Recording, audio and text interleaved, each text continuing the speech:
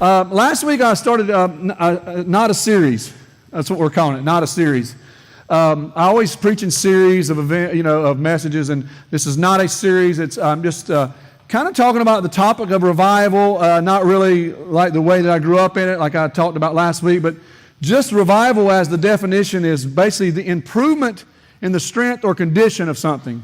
An improvement in the strength or condition of something, and really my goal is that it would be a strengthening of our condition, of our improvement as a church and as individuals, as followers of Christ, so much so that we become contagious when we walk out of this room, that our waitresses, our waiters, our co-workers, our principal, our teachers, the students that we go to class with, everybody we come in contact with would see Christ in us and on us and want a part of what's going on. So that's kind of what I've been thinking about. And so last week we talked about a world changer. We're talking about someone who changed the world with a passion for Christ, a man of great faith. We talked about Stephen, not one of the original 12 disciples, but today we're going to talk about one of the original 12 disciples. We're going to look at another world changer named Peter today. Peter is an interesting character in the Bible. I like Peter. One of my cousins sent me something recently on Facebook this week. It had, I think, about 16 or 20 people out of the Bible, and said, if you could sit down with 5 of these people, who would it be? And Peter was one of them that I chose. I'm interested in his story. I'm interested in how he operates. I'm interested in a man who has a temper and that follows God and changes the world at the same time. I'm interested in that. So we're going to look at some decisions that Peter made out throughout his life, and look at some of the decisions that we have to make in our life if we're going to experience revival in our life, if you're going to experience revival in your church, if you're going to experience change the world around you. Ross always asks me what we're going to title this, and I was going to just say world-changing decisions, but I decided we're going to call this decisions. You ever had them? Anybody ever made a bad decision? Raise your hand. All right. If you haven't made a bad decision, you probably haven't made a decision. And that's a bad decision, just to not make a decision, right? So how many of you consider yourself good at making decisions? You're a good decision maker. You're good. Raise your hand. Be proud of that. We know who the bad decision makers are. You make good decisions. Decisions can propel you forward into what God has for you, and decisions can push you away from what God has for you. It can derail you. It can delay you. It can cause you not to get to where you're supposed to be. Decisions can put your life on the right track, or you can end up in a ditch somewhere, right? On some bad decisions. We're faced with decisions at every stage of life. I often joke, especially I have a senior in high school now, I often joke with him about how when I graduated high school at Ashbrook High School in 1989, and when I walked across the stage, man, life was going to get so much easier. The decisions were going to be so much easier. And I don't know who talked me into that thought, but that was a lie. I have a decision to make. There's decisions to make every day. There's decisions to make in every stage of life, and it seems like the older you get, the tougher those decisions become sometimes. And some of those decisions, I used to think, man, who should I date? That was the big decision, right? Who? Not only who am I going to date? Actually, April's mom told me when I was dating her that we shouldn't date unless we were going to get married. I said, what are you talking about? We're 15 years old. She said, well, don't waste your time. If you're not going to marry her, don't even date her. That's what she told me. And I thought, well, I guess you're right. I've wasted some time with some other girls that didn't work out through the years. And so, these big 14-year-olds and 15, But who should I date? Who should I marry? Where should I go to school? What am I going to be when I grow up, right? Which everybody's, this front row here. Where should I put my kid in school? Should I send him to private school? Should I send him to public school? Should I transfer him to another school? Should I get him, where should I send my kid to college? That's our big thing right now. Everybody asks me, the big question, the number one question everybody asks me, where is your son going to go to college? And the answer is wherever he can go for free. So if anybody's watching this and wants to offer free college, we're open to talk. What restaurant are we going to eat out after? You ever get this one? Guys, just bear with me, guys. You ask your wife, where do you want to eat? What's her answer? I don't care. You pull into the restaurant you want to go to, and what's the answer? Why did we go here? I don't want to eat here. I hate this place. Like April knows if she doesn't tell me, it's either going to be Bojangles, Chick-fil-A, or Zaxby's. Today it's going to be Zaxby's because she's not here to make a decision. So She'll say, I don't care, and we'll go to a chicken place. I think I'm going to grow feathers and fly one day. But listen, I mean, and you get there and you're like, well, why do we go here? I don't want to go here. Well, you should have had a decision. You should have helped me make a decision. There are good decisions. There are informed decisions. There are wisdom-based decisions. And then there's other types of decisions, right? On a scale of 1 to 10, how would you rate yourself in your decision-making process? 1 being very indecisive and 10 being very confident in your decisions. Just think about it for a minute. How do you scale there on 1 to 10? Very indecisive, not making a decision, or very confident? Man, I know exactly what I'm doing and know where I'm going. So we're going to look at this disciple of Christ, one of the original 12, named Peter, a man who was trusted with a lot of things. Not only was he one of the 12 disciples chosen by Jesus to follow him, he was also one of the 3 inside of those 12, like an inner council, one of his most trusted disciples who he would bring to the side with him, Peter, James, and John, and they would come together and they were able to see everything that Jesus was about. They were able to go in and see what was behind the scenes, and sort of, you have like a staff at church, and then you have the 2 or 3 that kind of get behind the scenes and talk about all the dirty laundry, those things that really happen in the church, or at your job, everything looks like it's working, but you as the manager, you go behind the scenes, you're like, yeah, well, here's what the books really look like. This is Peter. He knew what was going on. He knew the inner workings, and he saw and he heard all kinds of things that even some of the other 9 weren't able to see and weren't able to hear. And Peter had an amazing ministry. An amazing ministry.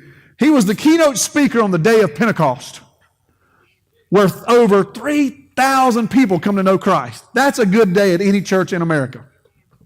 In America. There's some big... Elevation would be proud of that day if 3,000 people come to know Christ that day. Elevation would be proud of 3 people coming. We would all be proud. But listen, Peter knew some great things. He was involved in some great things. But before all of that happened, before the day of Pentecost was able to take place, Peter had some decisions to make. And some of his decisions were not some of the right decisions. He made some wrong decisions every once in a while. Sounds a lot like a lot of us. So I want to talk about a few decisions he made. And the first one is this. The first one I want to look at is he had a decision to make. Am I going to sit? Am I going to swim, or am I going to step? Am I going to sit, swim, or step? You know the story more than likely if you've been in church any amount of time. Jesus is on the hillside, and he's talking, and he's preaching, he's teaching the word, and they've been there all day, and they're hungry, and they need to be fed, and they find this young little boy, and he's got fish, and he's got loaves, and they feed 5,000 with this fish and this bread, and it's nowhere near supposed to feed these people, but they feed all these people, and they have baskets left over, and this great miracle takes place, and then he sends his disciples off before him, and says, you go ahead, I need to have some time by myself, I will meet up with you later. And that's where we get to the part of the story where we're talking about. Matthew chapter 14, verse 22 through 33. It says, immediately after this, Jesus insisted that his disciples get back into the boat and cross to the other side of the lake. While he sent the people home, after sending them home, he went up into the hills by himself to pray. Night fell while he was there alone, and meanwhile, the disciples were in trouble far away from land. For a strong wind had risen up, and they were frightened from the heavy waves. About 3 o'clock in the morning, when Truman, my dog, wakes up, Jesus came toward them, walking on the water.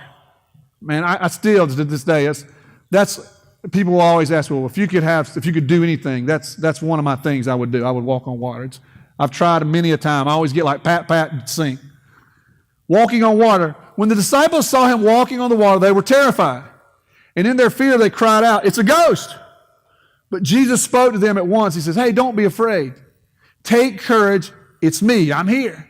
And then Peter called to him and he said, Lord, if it's really you, tell me to come to you walking on the water. And Jesus says to him, yes, come. So Peter went over the side of the boat and he walked on the water. He's got a decision. He decides to get on the outside of the boat. Walks on the water toward Jesus. But when he saw the strong wind and the waves, he was terrified, and he began to sink. He says, save me, Lord. Jesus immediately reached out and grabbed him. You have so little faith, Jesus said. Why did you doubt me? And when they climbed back in the boat, the wind stopped. Then the disciples worshiped him, and he says, you really are the Son of God, they exclaimed. They were amazed that the winds and the waves obeyed Jesus. They were amazed. Jesus invites Peter to come out of the boat onto the water. And it's in that moment that Peter has this decision to make. Do I sit in the boat? Do I swim? Or do I begin to step on the water as Jesus is doing? In this decision, we see the level of where Peter's faith is. We see the level of where Peter has his trust in Jesus. And at the same time, it's true for each and every one of us. We look at this question and we put ourselves in that boat and we wonder, how well do I trust Jesus? Where's my trust level in Jesus? Would I sit? Would I swim? Or would I walk on the water? Because for those of us who would just sit, it's like, I'll trust Jesus when things calm down. The waves are high. The wind's blowing hard. It looks rough out there. When things calm down, I'll trust Jesus, right? You've heard it. I'll start giving when I have enough money. I'll start serving when I have more time. I'll do what God is asking me when things calm down in my life. Here's the newsflash. They're never going to calm down. There are always going to be storms. There will always be troubles. Think about it. 11 of the 12 disciples were sitting in the boat and were content to sit in the boat. 11 of the 12. I'll come to you, Jesus, when we get to the shore. I'll come, I'll walk out to you when we get to the shallow waters. I'll come to you, Jesus, when I get my life straight. I'll come to you, Jesus, when I get everything worked out, when everything's just right, when the sun's out and it's 68 degrees and sunny with no breeze. That's the perfect weather, by the way. And it's awesome outside. I'll come to you then. This will never work because there's never going to be a time where there's never going to be a storm in your life. There's never going to be a time where you say, well, when everything's just perfect, that's when I'll come to Christ. That's not going to work. It's not going to be a time. Life will never be without trials. Life will never be without troubles. Life will never be perfect. The boat will always feel like the safest place that you ever will be.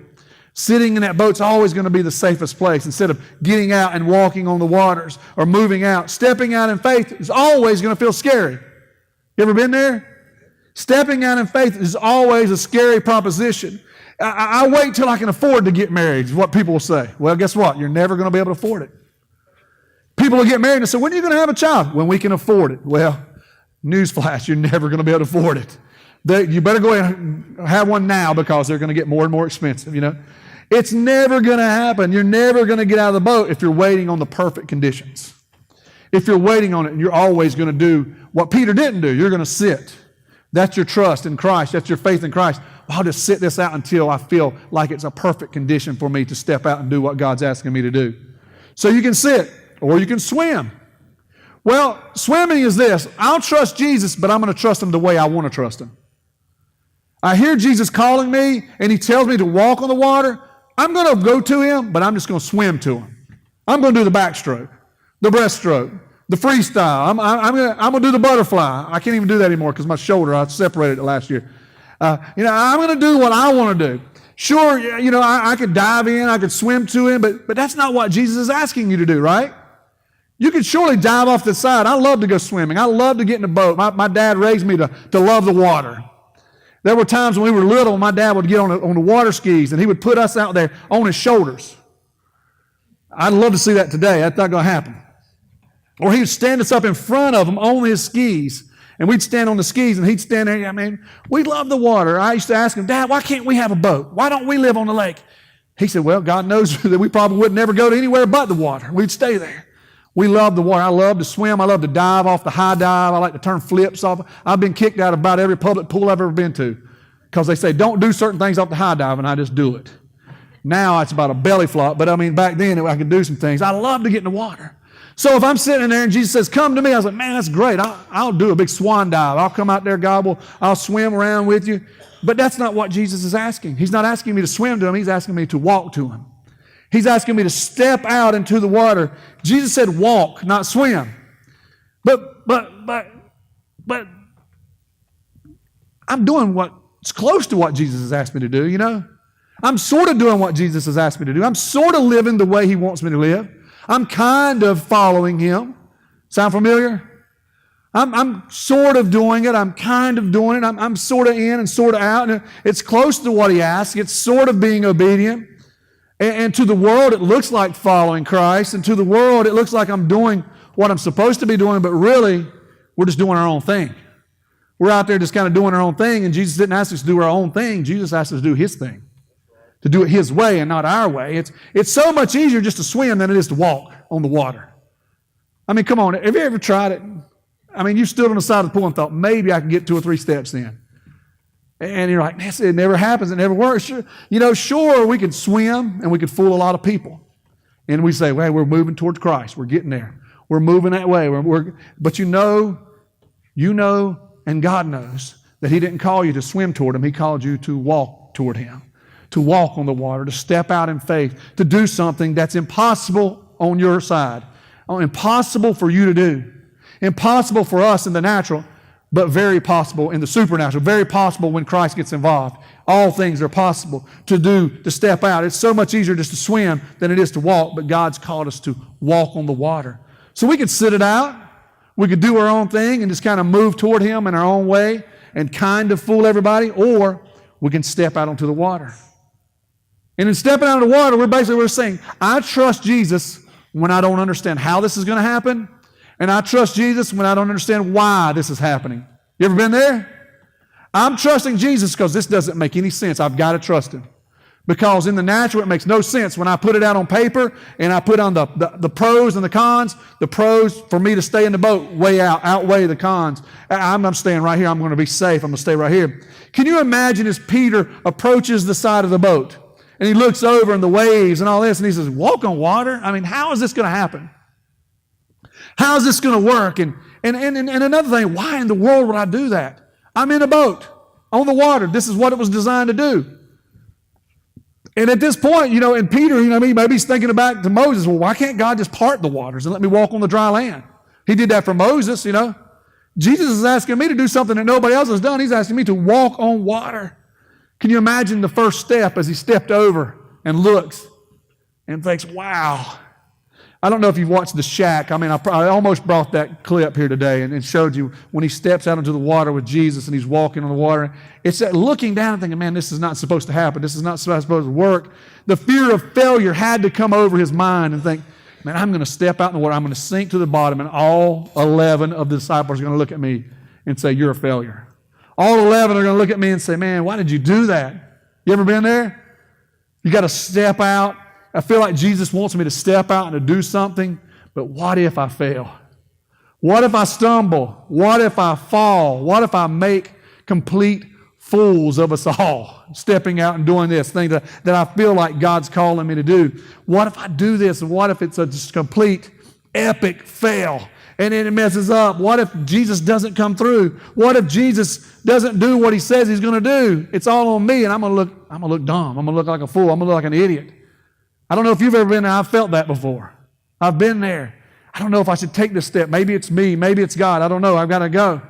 What if Jesus lets me sink? There's a lot of what ifs in that whole deal. What if this happens, and what if that happens, and what if this doesn't come through? It's scary to take a step of obedience, especially that first step, right?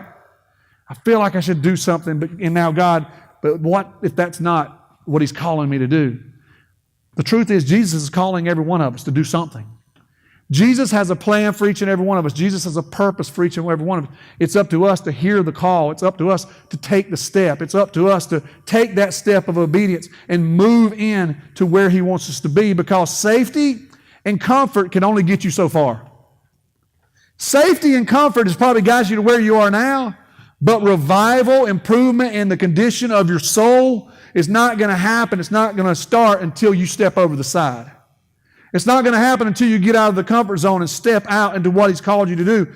Comfort and safety got me here, but here is not where God wants me to be. Here is not the finality. Here is not the finish line. Jesus is calling me to come out and go deeper into the ocean. Jesus is calling me to walk out further into the seas. Jesus is calling to new things. Jesus is calling to bold moves. Jesus is calling to greater impact. Jesus is calling to revival, that there would be improvement in the condition of my soul, that I would grow close to Him, and you would grow close to Him, and the church would grow close to Him. Jesus is calling us out of the boat. And none of that happens, none of all that happens, none of the greater impact, none of the revival, none of this closer walk with Him happens until we get to stepping out of the boat. And we can't experience that in our comfort zones, in our boat there. We've got to step out. We've got to move. And I don't know what that is for you. I don't know exactly what it is for you in your life that you haven't done because you are afraid to do it.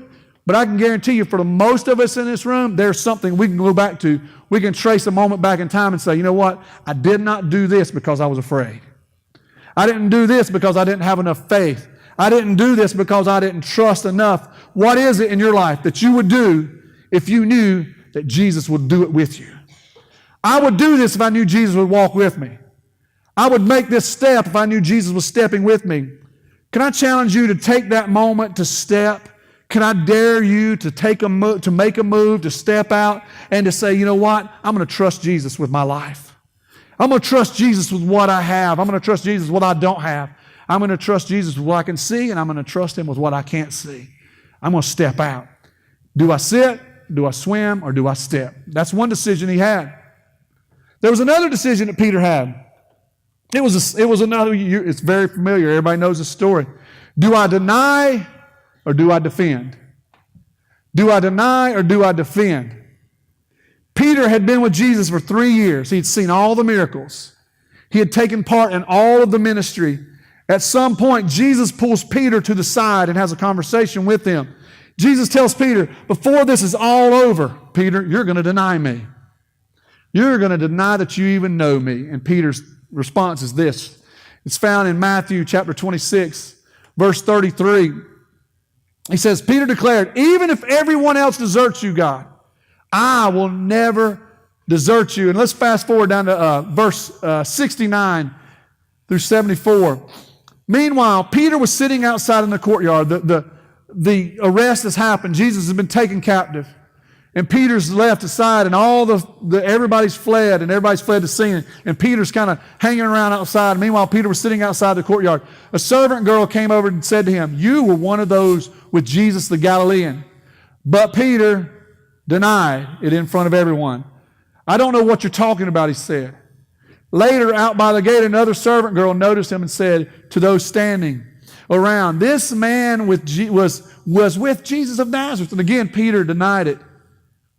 This time with an oath. I don't even know the man, he said. A little later, some of the others bystanders came over to Peter and he said, hey, you must be one of them. We can tell by your Galilean accent. And Peter swore, a curse on me if I'm lying. I do not know the man. And immediately the rooster crowed. Immediately he's reminded of this conversation. And before the rooster crows, Peter, you're going to deny me. Oh, God, I'll stick closer to you. I'll never deny you. Every time I read this, I want to say to Peter, come on, man. He told you this was going to happen. He warned you up front. He said, this is what's going to happen. You're going to have a chance to deny me. And you told him you wouldn't deny him, but you did. Jesus told you this is how it's going to go. This is warning. This is the preparation. How in the world, Peter, did you do this when he told you that's exactly what you were going to do? Here's the deal. If you're honest, if we're all honest, we've all done that, right? We've all denied Christ. And you say, well, how do I deny him? I don't deny him.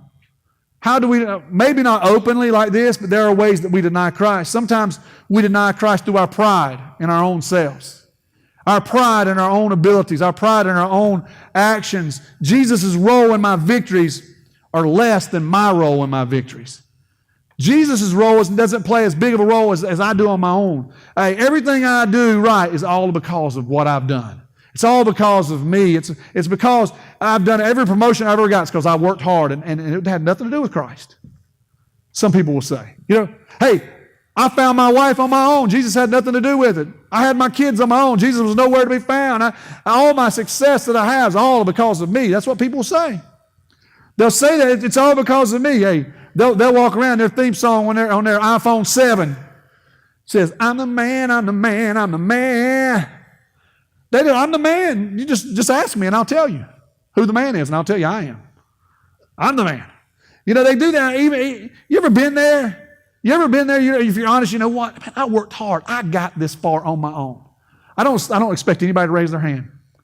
But I do know that there are people in this room, we've been there. We've done that. Man, I did this. I worked hard. I'm smart. I studied. I got this on my own. I did this. I got the promotion. They told me I was great, and I got it, and look what I've done. We can deny Christ through our own pride and look and say, well, look what I've accomplished. And realize and think, none of us would even be here today breathing if it wasn't for Christ, much less doing anything of an accomplishment. We can deny Christ through our pride. We can deny Christ through our beliefs. What I think is best for my life is greater than what Jesus thinks is best for my life. What I think is best is greater than what have you ever thought that?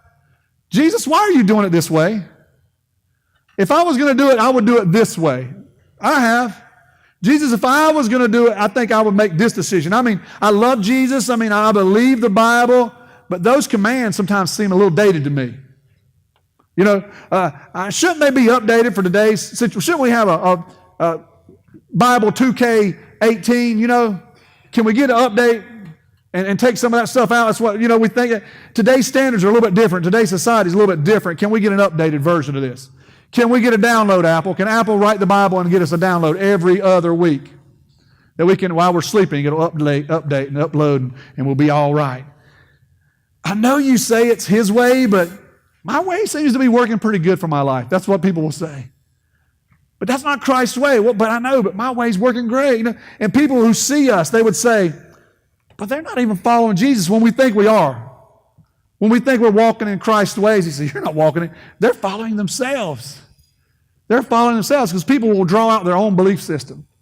I know the Bible says this, and I like that part, and I'm going to take that part, but I don't like this part. I'm going to take that and put it to the side. I like what it says here, so I'm going to obey that, but the other part, and that's going to be the verse I memorize. When people ask me if I'm a Christian, I can quote that verse. I don't know what the one before it said or the one after it said, but I like that one. I like that one. I like that. You know those people. Don't point at them. I like that verse. I like that. Actually, I don't even like the whole verse. I just like those 3 words in that verse. Jesus loves me. I like that song. I don't know what the rest of it says, but I know He loves me. And He would always love me. And I'll just do whatever I want to do. And I'll be hateful as I want to be. But He loves me. And you should too, because the Bible says so. You're like, okay, that's not really... Hey, we can deny Christ with our pride. We can deny Christ with our beliefs. We can do a little bit here and a little bit there and think, hey, it's okay. We can also deny Christ in our silence. We can deny Christ in our silence. What we don't say sometimes equals what we do say. It sometimes equals what we do say. Sometimes someone says a joke around us, or they use God's name in a way that's not supposed to be used. Or someone gets picked on for reading their Bible in school, or someone gets picked on for reading their Bible during the lunch break, and we don't say a thing. Someone is broken down on the side of the road, and we just drive by and think, well, there'll be another Christian to stop by and help them, because I'm not as good. I don't think it'll be okay. Someone calls for a ride and say, yeah, let's let somebody else do it. We sometimes with our silence, we deny Christ. We remain silent. We remain neutral. We remain on the sideline, and we let somebody else take care of it. When God has called us to be people of action. When God's called us to be people that will act in our faith. When was the last time called you a Jesus freak? I thought, man, they used to call people Bible thumpers. You remember that? I grew up in the Church of God. They used to call them holy rollers. They'd get so excited. Some of you are in here like, Pam got excited and took 2 laps around the room. Boy, that lady, she must, what's wrong? She must drink too much coffee. I bet it was black. She didn't put nothing in it. She had one of them cherry lemon sun-drop coffees. That's my flavor. But people used to get so excited. They'd get so excited. They'd hoop and holler. I was telling them about it last week. And holy rollers. I don't think a lot of people are being called that these days. When's the last time I called you a church boy or a church girl? Oh, you're just a church boy. You won't go out and do this with us. You're just a church kid. You're a preacher's kid. I know you won't do nothing. Dylan gets that every once in a while. Oh, Dad, I get, yeah. When was the last time you got persecuted for your faith because you were living a life of faith? Or when was the last time you called a hypocrite? There's all kinds of words we'd be called, if we're living a life in faith and walking in faith. Around your friends and around your family, how do you act and how do you react? And if we're not careful, sometimes we can deny Christ in our silence by not saying a thing and not reacting, man. We're all put in certain situations where we have a chance to say, you know what, this is not right. This is not how we're supposed to be doing. This is not how we're supposed to live. And sometimes we just sit it out on the side.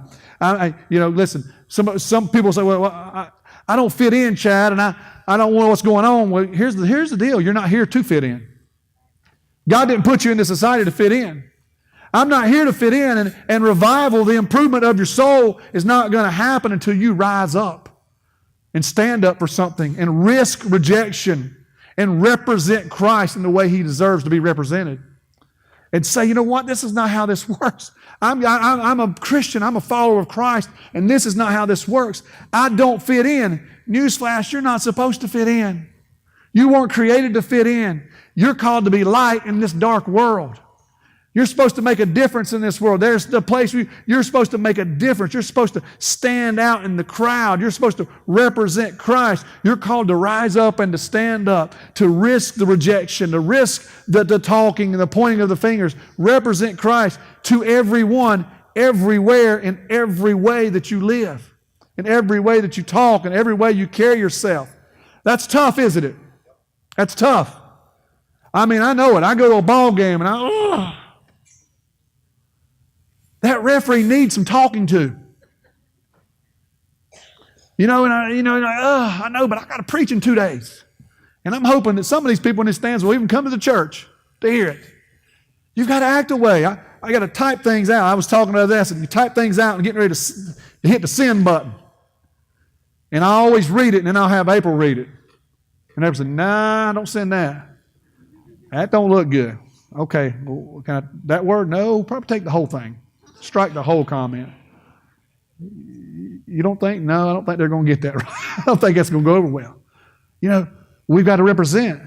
Matthew 10:33, I don't think I gave you that scripture, but it says, whoever denies me before others, I will deny them before my Father in heaven. If you deny me here on this earth, Jesus says, I'll deny you before. If you act like you don't know me here, guess what? I don't know this one either. Depart from me, for I never knew you. I don't want to hear that, do you? Those are not the words I'm living to hear. That's not the goal for my life. If you can't claim me here, I can't claim you there. This is a decision that we've got to make. And ladies and gentlemen, it has eternal consequences. Eternal consequences. I've got to rise up. I've got to risk rejection. I've got to represent Christ in the way that He deserves to be represented. We've got to do that. We've got to do that. We've got to live that life, man. Do I live that way? I've got to do that. One of the last things we're going to look at today is, do I live a life of rejection? Do I live rejected or do I live renewed? Peter had that decision. Do I live rejected or do I live renewed? Peter denies Christ 3 times. He had to feel horrible. He had to feel horrible. Here's that rooster crowing. He's like, oh, I did exactly what he said I was going to do. I've denied Him. Here I am. And when he then gets the word, he goes and he goes off and he goes back fishing and he's doing his thing and he gets the word that Jesus is who He says He was. And he has done what He said He was going to do. He's reminded that Jesus said, hey, listen, yes, I'm going to go die on the cross, but I will be resurrected. I'm going to rise again. You'll see me again. And guess what? It happens. It happens. And so he sprints to the tomb. And he sees this empty tomb, and he sees the grave clothes laying there. And he begins to celebrate. And until he remembers, wait a minute, I denied Him 3 times. Yes, He's alive. He's alive. He said He was going to live, but I was a chump. I denied Him. I didn't stand up for Him when I had a chance. I caved into the pressure, to the peer pressure around me. And Peter knows, man, I got some explaining to do. I've got to have a conversation with Christ. It's going to be tough. I've got to sit with Him. I'm going to have to take some conversation, some time with Him. And so Peter's out fishing again. That's what he does. That's his thing. And Jesus calls him to the shore. Jesus pulls Peter aside again. John 21. He says, after breakfast, Jesus asked Simon Peter, Simon, son of John, do you love me more than these? Yes, Lord, Peter replied. You know that I love you. Then feed my lambs, Jesus told him. Jesus repeated the question, Simon, son of John, do you love me? Yes, Lord, Peter said, you know that I love you. Then take care of my sheep, Jesus said. A third time he asked him, Simon, son of John, do you love me? Peter was hurt that Jesus had asked him this question a third time. He said, Lord, you know everything. You know that I love you. Jesus said, then feed my sheep. Peter denies Christ 3 times. Jesus asks him 3 times. Peter says, I've told you 3 times I love you. In this moment, he remembers, yes, 3 times I told him I love him, but the 3 other times I denied him. There's 3 times I said, I don't know this man, and 3 times he's asked me, do I love him? 3 times Peter is disobedient, and 3 times Jesus, full of love, full of grace, and full of forgiveness, looks at Peter in his face and asks him, do you love me? And in that moment, Peter is faced with that decision. Do I accept this forgiveness that Jesus offers me? Do I accept the forgiveness? Or have I done something that there is no way he can forgive me for? Do I accept the forgiveness or have I done something that I've gone way too far? Can I be made whole, or am I just going to remain broken for the rest of my life? Do I live rejected, or am I going to be able to live renewed in Christ? Some people live, as if the person you used to be is still following you around. You're living in a place of rejection. You're living in a place of brokenness when Jesus says, hey, listen, I've come to make all things new. I've come that you shall have new life and a new love and a new way to live. I'm a better way, and you're walking around like the old you still with you. Jesus forgives, but you somehow never forget. Jesus forgives us and says, man, I've made you new. And you say, well, I know, but I'm still that guy. I still remember what I did, and there's no way that God's ever going to be able to use someone like me. There's no way God's going to use someone that did what I did. They have trouble accepting the forgiveness of God and the forgiveness that His Son Jesus offers on the cross of Calvary that says all things are made new. Will you live rejected, or will you live renewed in Christ? Well, that's your decision. Here's the deal. Guess what? We've all in this room messed up. Everyone. In the hundreds of churches around town, we've all messed up. We've all messed up. We've all fallen short of the glory of God. That's what the Bible says. All of us. We've all fallen short. We've all fallen short of the standard of God. We all make bad decisions. We all have regrets, right? If you made decisions, you've had regrets. We all have something that we wish we could change. Wish the decision could be different. Wish we could go back and make it right. Wish we could do this. And time after time, Jesus says, you know what? I still love you. I still forgive you. And I know you've made this decision. I know you've made a bad decision, but I still love you. And I still forgive you. And in that moment, we've got a decision to make. Am I going to accept it? Am I going to believe that it's that way, that He's forgiven me? Or am I going to begin to continue to live in this rejection, live in my past, live in what I used to be? Can Jesus really love me? Is what some of you are saying right now. Man, are you sure He loves me? I mean, can He love me? Can He really forgive me even after all I've done? Even after everything that I've done? Even with what I still am thinking sometimes? What I'm still have going on in my head sometimes? Jesus still loves me for that. Jesus still forgives me because I'm still human. I still have some thoughts there. I still have some things there. And ladies and gentlemen, Jesus has a question for you this morning. Do you love me? Jesus would ask you, do you love me? Do you love me? Christ says. And if the answer is yes, guess what? You have the power and the ability to take Him into your life and go and change the world. To go and change the world around you. You have that. Peter denied Christ publicly. Publicly. He rented a billboard almost and said, I don't know Him. He made a Facebook status. He went on his MySpace and said, I don't even know who He is. He got an iPhone XS. He got a big thing. He posted it out there in bright colors and told everybody publicly. And Jesus still says to him, man, listen, hey, Peter, guess what? If you love me, I'm still going to use you. If you say you love me, go feed my sheep. If you say you love me, I still have use for your life. If you say you love me, accept my forgiveness, accept my grace, and then go and do what I've asked you to do. Go and be who I've created you to be. We have to get to the point where we accept His forgiveness for our lives and for what we've done. And then we have to take the next step. We got to forgive ourselves. We've got to forgive ourselves so we can be about His business. Because we'll sit in our moments of weakness and our moments of rejection, our moments of these pity parties, and we'll just sit there and not accomplish anything when God's called us to do things for Him and to build His kingdom and to go out and be who He's called us to be. God does, listen, God uses our mistakes to refine us, not to define us. God uses our mistakes to refine us, not to define us. Amen? Aren't we proud of that? Aren't we happy about that? That's worth the praise. Thank you, God. Thank God I'm not who I was. Thank God I'm not what I did is not my label. Thank God I'm not who they think I am because of what I did, but thank God you've used that to make me who I am today. You've used that to refine me. Every mistake I've made me who I am today. Every mistake that I've made, there was a lesson in that mistake. There was a lesson, and that lesson didn't kill me. And what didn't kill me, one person said, what doesn't kill you makes you stronger. And I'm still standing, I'm still here, I'm still able, I'm still available. Who were you then is not who you are now. Who you were yesterday is not who you are today. It's a new day. It's a fresh start. It's a new place. God uses our mistakes to refine us, not to define us. And if you don't understand this, that there is no mistake too big for God to forgive. And one person believes it. There is no mistake that is too big for God.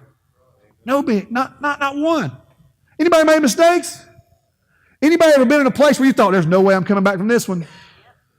But hey, God is God. But God, right? But God had another plan. But God had another moment for me. Hey, listen, there's nothing too big. Revival, the condition of your soul gets better. It improves, and it starts when I accept God's forgiveness and realize, man, He has value in me. There is value in me. If you guys want to come to the music, there is value in me. God values who I am. Even if no one else sees my value, God does. There's no way you're going to be able to do anything. Hey, guess what? God's got a plan. There's no way you can accomplish what you're praying for. Hey, guess what? God's with me. And with He's with me, it doesn't matter who's against me. It's impossible. I know it's impossible, but with God, all things are possible. I'm not looking at the natural. I'm looking at God. And I know that God can make a way when there is no way. I don't know what it is that is for you, but I don't know what it is in your life that you feel like you can't accomplish. I don't know what it is in your life that you feel like you can't fix. I don't know what it is in your life that you feel like, it's just too big for me. I don't know what that is for you, but I do know that there is nothing, absolutely nothing too big for the God that I serve. Nothing too big. There's nothing impossible for Him. You and I have to learn exactly what Peter learned, that God is not finished with you yet. He is not, the final chapter has not been written. There's not a period at the end of your life today. God hasn't put the period and said, your life's over. Because you know how I know that? Because you're here. And as long as you're breathing, God still has purpose for your life. As long as you're still breathing, as long as you're still standing, as long as you're able to get up and God has a plan. God has a purpose. God has a place for you. A place where He has just for you. He's still at work on you, and He's still at work in you. Thank God. I've quoted this little song plenty of times. He's still working on me to make me what I ought to be. It took Him about a week to make the moon and stars, the sun, the earth, and Jupiter and Mars. How loving and patient He must be, because 46 years, a couple months later, He's still working on this one right here. Man, can you imagine? This is the God who spoke things into existence, and here's a stubborn 46-year-old He's still working on. And I got a feeling that there's some others here that He's still working on you as well. He's still at work on us, and He's still at work in us. I love what Ephesians tells us, that you are His masterpiece. You are His masterpiece. And as a masterpiece, that means you have great value. Great value. You're a masterpiece. You matter to God. You have great value. You are His masterpiece, and no matter where you've been and no matter what you've done, you're His masterpiece, and He loves you. Oh, how He loves you. One song says He's jealous for you. He loves you so much, He gets jealous when you don't spend the time with Him that He wants to be with you. He longs to be with you. You're His masterpiece. He loves you, and He knows everything about you, and He still loves you. That's awesome. Jesus knows your deepest and darkest secrets, and He loves you despite that. He knows about the secret sin that nobody else knows about, and He loves you. He knows about the darkest and deepest thoughts that you have that no one else knows about. You hadn't even told your husband or your wife or your closest friend. Jesus knows that, and He still loves you. He loves you so much, He said, I've stretched my arms for you, and I will do it all over again. I love you, despite your failings, despite your thoughts. I love you. And the question is this: will you trust Him enough to get out of the boat? Will you trust Him enough to follow Him no matter where He leads you? Will you trust Him enough? Will you love Him enough with the same love that He loves you with to say, you know what? I'll do whatever you need me to do, God. I'll be whatever you want me to be. I'll say whatever you want me to say. I want to be yours. Do you love Him? And if the answer is yes, His response to you is, then feed my sheep.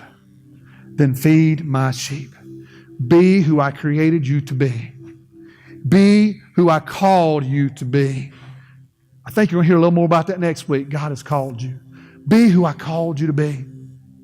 And be who I am crafting you to be. My hands are at work in your life. Even when you don't see it, I'm at work in your life. I'm working these things out on your behalf and for you. Be who I called you to be. I want to ask you to stand.